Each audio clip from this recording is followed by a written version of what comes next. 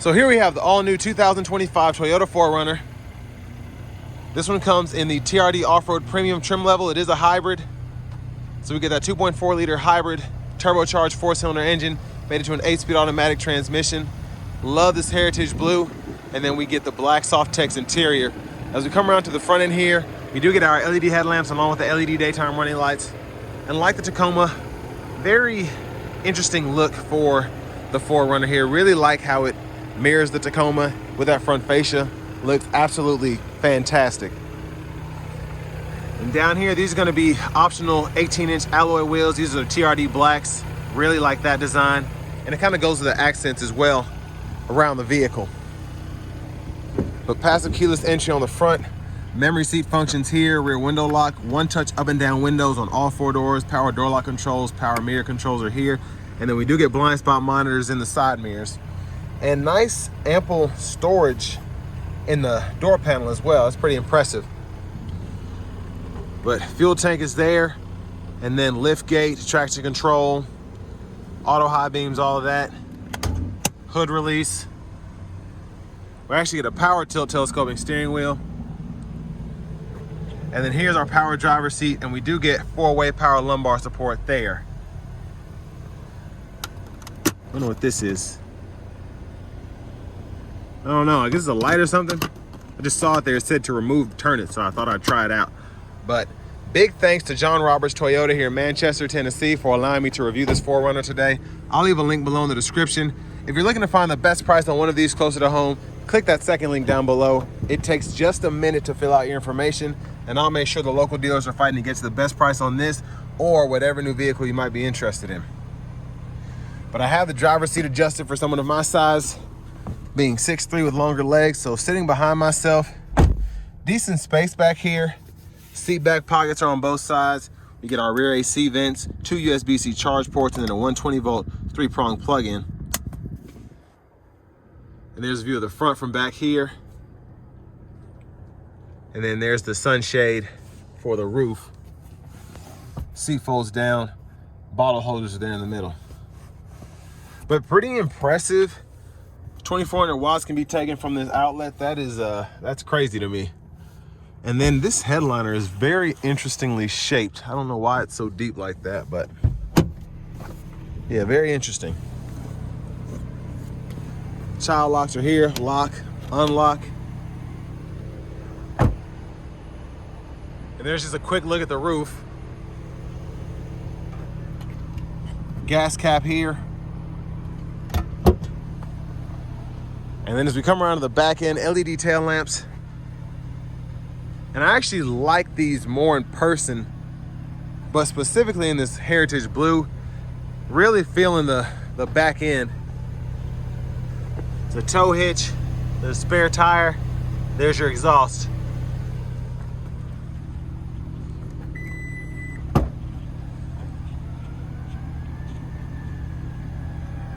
And here we have a look at the space behind the second row, tons of it, and tons of storage as well. And then another 120-volt, 2,400-watt, 3-prong plug-in. But yeah, I really like the lighting back here. It's definitely meant for some off-roading, if you will. Late night, doing whatever you're doing, because the lighting back here is pretty crazy. I'm gonna move this out of the way. So your cargo space have several different trays that you can pull up and out. It's just kind of hard to show everything with one hand, but the all-weather mat, for the most part, is all you need there, just to stack up stuff from the floorboard there to the ceiling, all of your essentials. Oh wait, forgot one thing. Lift that up there, and that's removable, so you can have something standing up there, and then you have a little storage in the side pockets as well. And it's just the trunk space, it sits up higher for that reason, because it just has that hidden storage that you can really utilize if you so choose. Now as we come around to the rear passenger side, your lower latch anchors for the car seats right there. And if you want to fold this flat, pull up here. You could tumble it as well if you keep holding. And then your top tether's right here. Let's see the recline on this. So that's what it looks like compared to how that seat was before. And it goes back even further. So pretty good space to do your thing here, whether you want to sit up straight or relax a little bit. I'm gonna see if I can get a good look at this window sticker. I apologize in advance if it doesn't show up in the video because of the glare. But what's most important is gonna be the fuel economy numbers with the iForce Max. That's 23 city, 24 highway, and then 63,344 is the sticker price there. And this does have about $7 grand in options. So the moon roof, the wheels, a few other things. But our front passenger seat in this Off-Road Premium also power with 4-way power lumbar support. Love that. Have a little top tray up here, USB-C port, and then we have a lockable glove compartment below. But basically, this port is what you plug into, and you can wire your phone into the actual infotainment system as opposed to just charging it. But back around to the front, there's that 2.4 liter turbocharged 4-cylinder mated with the hybrid engine, or the hybrid motor, excuse me. Then we have that small battery.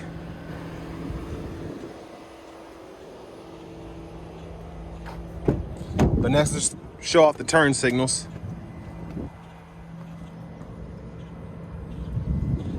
So interesting look for the rear turn signal.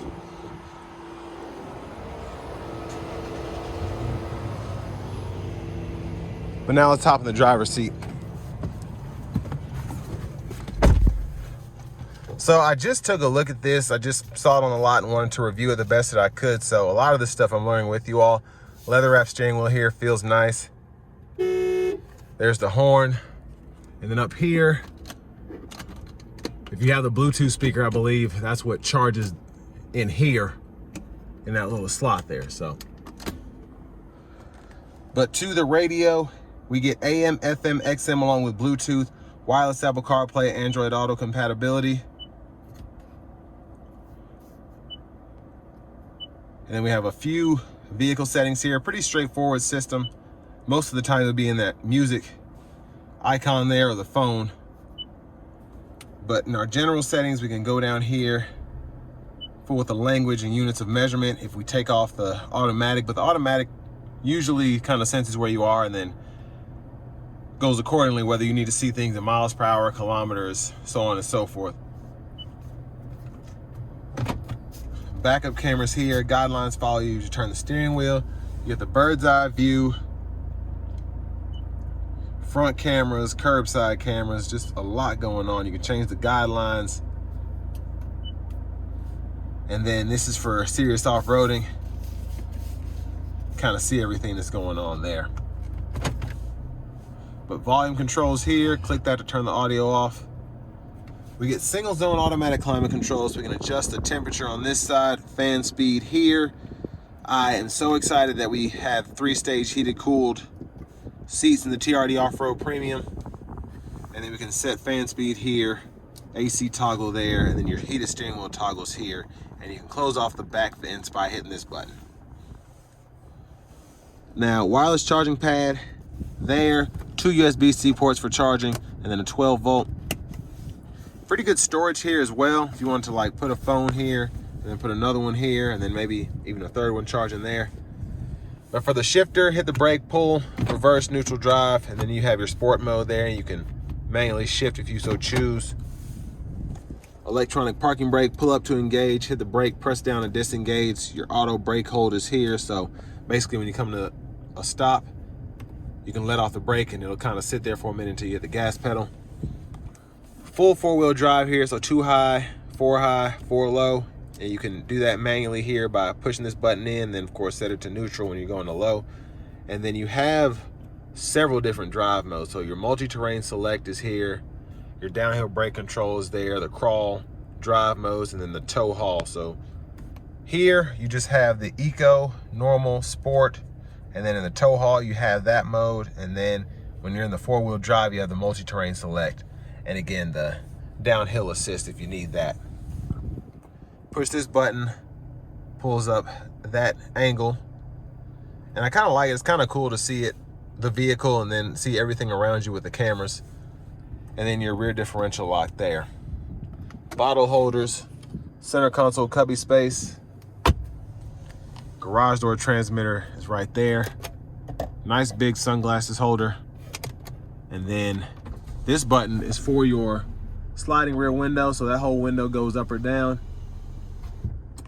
And then you have your lights there, and you can tilt or slide the sunroof. So let's see how far it goes back with a one-touch slide. So there's that. Hit it a second time, it goes all the way behind the cover.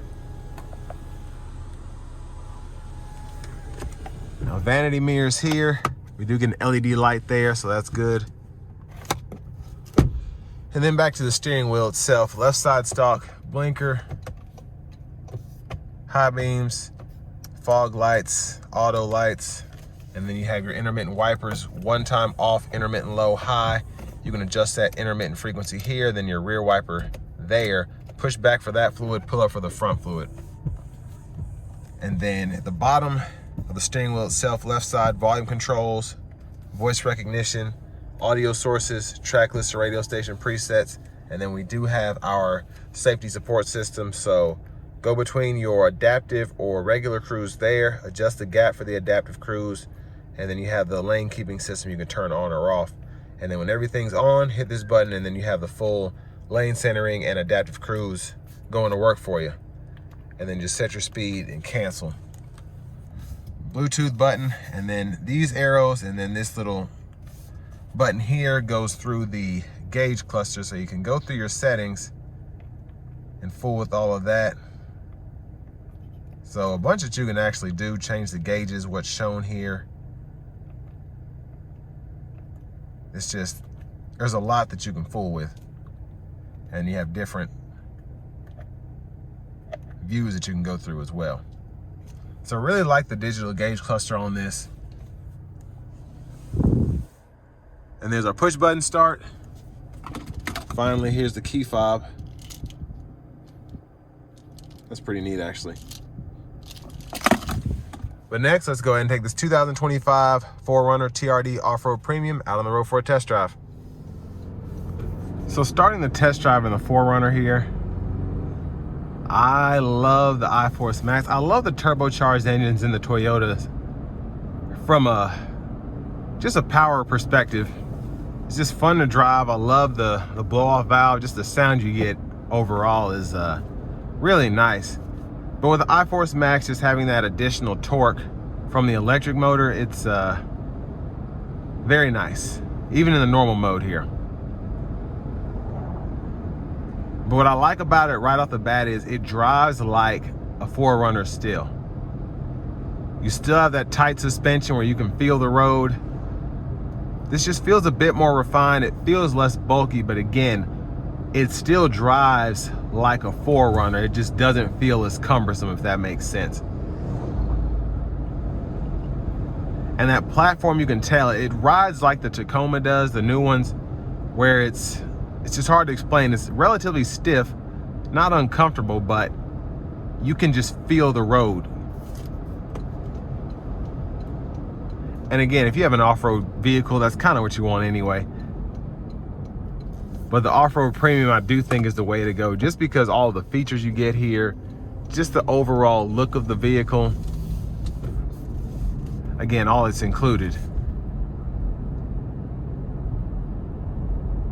But this just feels like, when you see those souped up 4Runners that are, they have the snorkel and all of that, and they've been modified, so on and so forth. That's what this TRD Off-Road Premium feels like. So I'm very impressed by this trim just overall.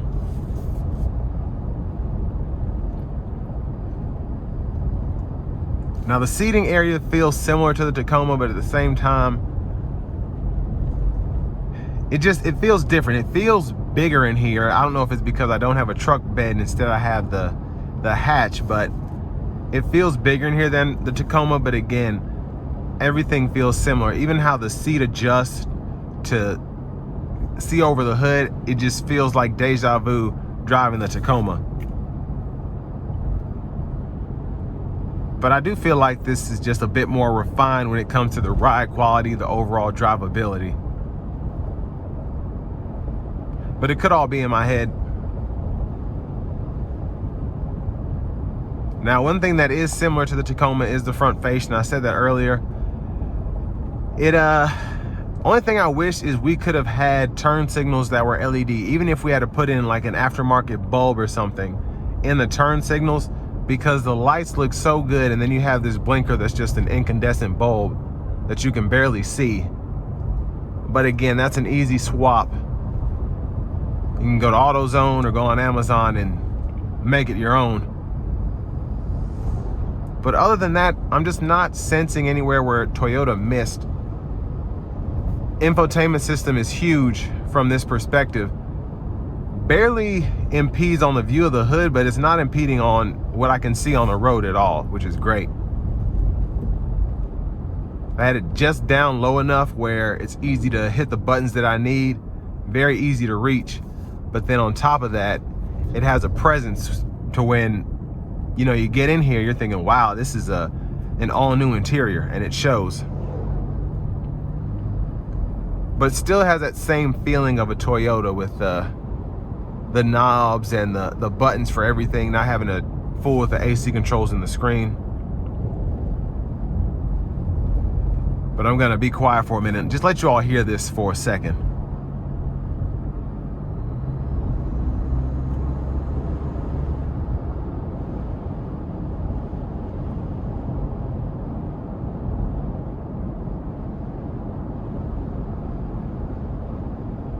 Yeah, wind noise coming through just a little bit, but we'll test that out indefinitely on the highway portion.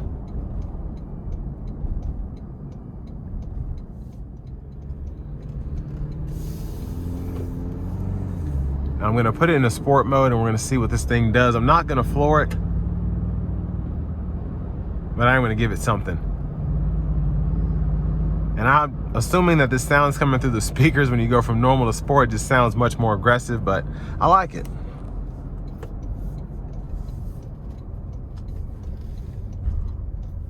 Here we go.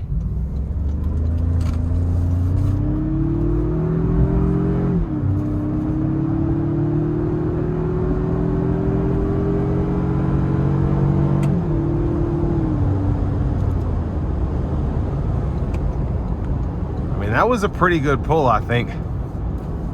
I like the sound as well. Just from the sound coming through the speakers to the actual engine, the turbo, it all sounds good to me.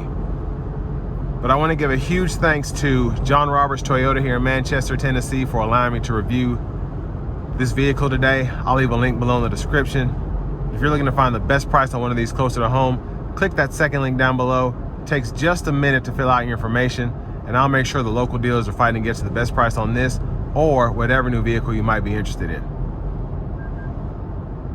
Now I'll see if I can get the driving support system going. All right, so there's that. I will say, as opposed to the outgoing safety sense, you have to make sure that the cruise in the right position, and it's just so much going on here that sometimes you're thinking, okay, do I have adaptive on? Do I have regular? I don't know. But really like the system overall. The lane centering's great. The adaptive cruise is great. Everything it's easy to drive. And with a vehicle that gets 25 or 24 miles per gallon on the highway, one of this caliber, I expect these to be taken on longer road trips.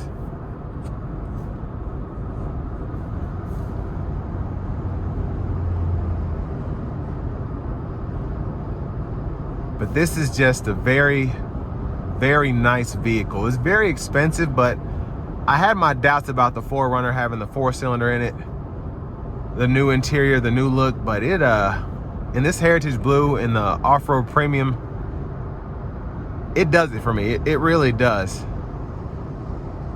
And the city fuel economy is fantastic compared to other things you can get in this segment.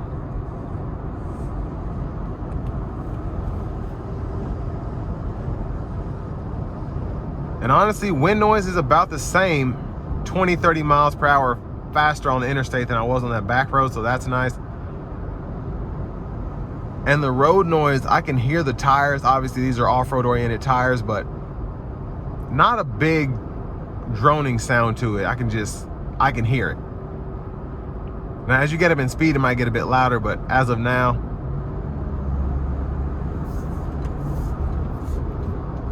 not really bothersome.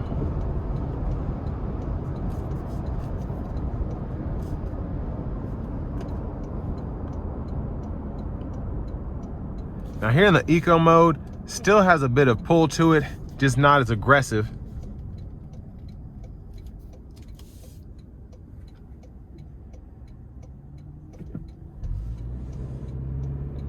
And doesn't mind getting up to speed in this mode. It just kind of, if you want that 23 miles per gallon city, this is the mode you'll want to be in. But I mean, a great SUV, it did a really good job at taking over from the outgoing 4Runner, even though we have a smaller 4-cylinder as opposed to a bigger V6. I just really like how the power is put out with this powertrain. Now, reliability wise, we'll just have to see. But this will bring me to the end of my review of this 2025 Toyota 4Runner TRD Off-Road Premium.